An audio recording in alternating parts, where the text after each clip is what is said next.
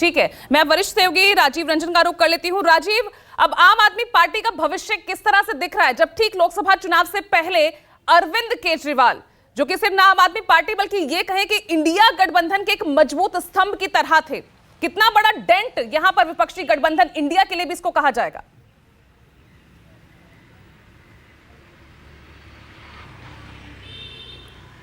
देखिए, चुनाव से पहले प्रधानमंत्री मोदी और बीजेपी की सबसे मुखर आवाज़ को गिरफ्तार किया गया है और गिरफ्तार हुए, एजेंसी ने गिरफ्तार किया है, तो निश्चित तौर पर आम आदमी पार्टी के लिए तो झटका है ही, इंडिया गठबंधन के लिए भी बड़ा झटका है। झटका ये नहीं है कि वो जेल के भीतर चले गए, जो झटका ये है कि उन पर भ्रष्टाचार के आरोप लगे हैं और किसी अदालत ने उनको प्रोटेक्शन नहीं दिया, संरक्षण नहीं दिया। देखिए पूजा, आज की जो घटनाक्रम है उसके कई पहलू हैं। पहली बात तो ये है कि अगर अरविंद केजरीवाल गिरफ्तार ना हुए होते तो आज अखबारों की सुर्खियों में पहली हेडलाइन इलेक्टोरल बॉन्ड, किसने किसको चंदा दिया और किस कंपनी का क्या धंधा है और कब कब दिया, शायद इस पर ब्रेकिंग विद एजेंडा में हम भी चर्चा करते और सारे अखबारों के पहले पन्ने की पहली हेडलाइन भी वही होती। लेकिन अब पहली हेडलाइन अरविंद केजरीवाल है। दूसरी बात, उनके गिरफ्तारी की वजह ऐसा कुछ भी नहीं है कि उन्होंने अदालत के दरवाजे नहीं खटखटाए। जैसा हमारे सहयोगी प्रभाकर बता रहे थे, वो गए थे, हाई कोर्ट तक गए, निचली अदालत में गए, हाई कोर्ट गए, उनको प्रोटेक्शन नहीं मिला। ईडी ने सबूत दिखाए और यही तय हो गया कि जब कोर्ट से उनको प्रोटेक्शन नहीं मिला तो उनको अरेस्ट किया जाएगा और अरेस्ट किया गया। अब वो सुप्रीम कोर्ट गए, वहाँ सुनवाई में क्या होगा क्या नहीं। ये तीसरी बात इसमें यह है कि मैं पक्के तौर पे कह सकता हूं कि अरविंद केजरीवाल को जेल से दिल्ली की सरकार चलाने की इजाज़त नहीं मिलेगी।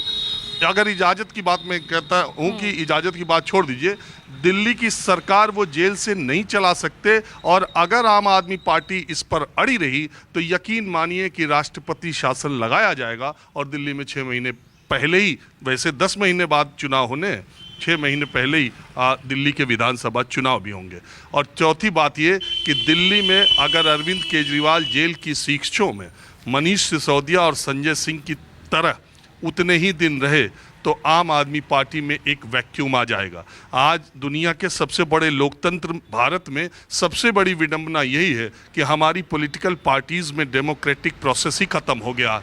हर पार्टी 1, 2, 3 लोगों के मुट्ठी में है और वो जब अगर उन पर ऐसा कुछ होगा तो वो पार्टी, मुझे नहीं लगता कि आम आदमी पार्टी में वो धार रहेगी। अगर अरविंद केजरीवाल 2-4 महीने जेल में रह गए तो अगला चुनाव में या इस लोकसभा चुनाव में।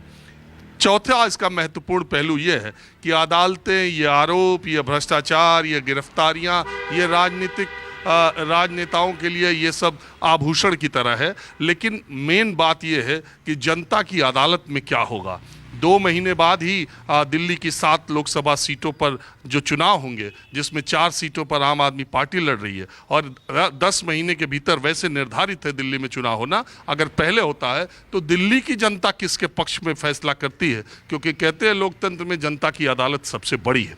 आप 10 साल पहले की ये पार्टी देश में क्या, बहुत जगह बहुत बार आम आदमी पार्टी वाले कहते हैं कि दुनिया में इतनी तेज़ी से बढ़ने वाली पार्टी, इतने ज़्यादा बहुमत से 2 बार दिल्ली में आई, इतने ज़्यादा बहुमत से पंजाब में आई और भ्रष्टाचार के खिलाफ आंदोलन करके आई, उसी पार्टी के सर्वा व्यक्ति पर जो आदमी भ्रष्टाचार के खिलाफ लड़ाई का नायक बना था, वही कल ईडी के गाड़ी में गिरफ्तार करके ले जाया गया, क्योंकि शराब जो नीति है उसमें घोटाले की बात है। देखिए, सीबीआई ने और ईडी ने जो अपनी एफआईआर दर्ज की थी शराब नीति घोटाले में, उसमें अरविंद केजरीवाल का कहीं कोई जिक्र नहीं था। पहली बार उनका जिक्र आया ईडी की चार्जशीट में। ईडी की चार्जशीट में यह कहा गया कि जो उनके करीबी हैं विजय नायर, वो समीर महेंद्रू से उन्होंने अपने फेस टाइम पर, आईफोन में जो फेस टाइम बात करते हैं उससे फेस टाइम पर वीडियो कॉल कराया था और अरविंद केजरीवाल ने वीडियो कॉल में समीर महेंद्रू से ये बात कही थी कि आप विजय नायर पर भरोसा कर सकते हैं।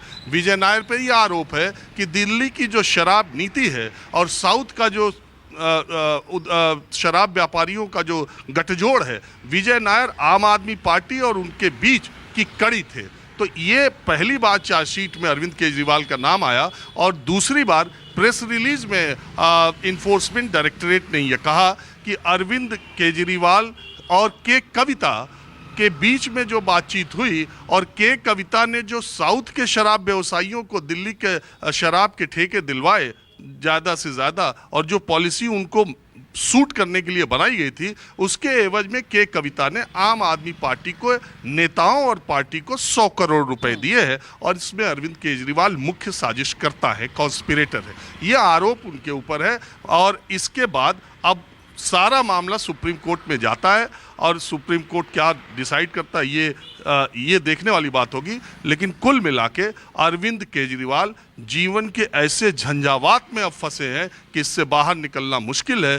देश में बहुत कुछ पहली बार हो रहा है, और सिटिंग चीफ मिनिस्टर भी गिरफ्तार हुए, और ऐसा नहीं है कि कोई पद पर किसी को इम्यूनिटी मिल जाती है। और आज की राजनीति में अगर आप विपक्ष में हैं तो गिरफ्तारी के लिए हमेशा तैयार रहना भी पड़ेगा, क्योंकि जितने लोग ईडी और सीबीआई के दायरे में और जांच के उसमें थे, वो सबने ज़्यादा ने पाला बदल लिया है। अब वो सुरक्षित है, जो इधर है उन पर। अभी देखिए, अभी मैं आपसे बात कर रहा हूँ, अभी खबर आई है कि टीएमसी के एक मंत्री के यहाँ ईडी की रेड पड़ गई है।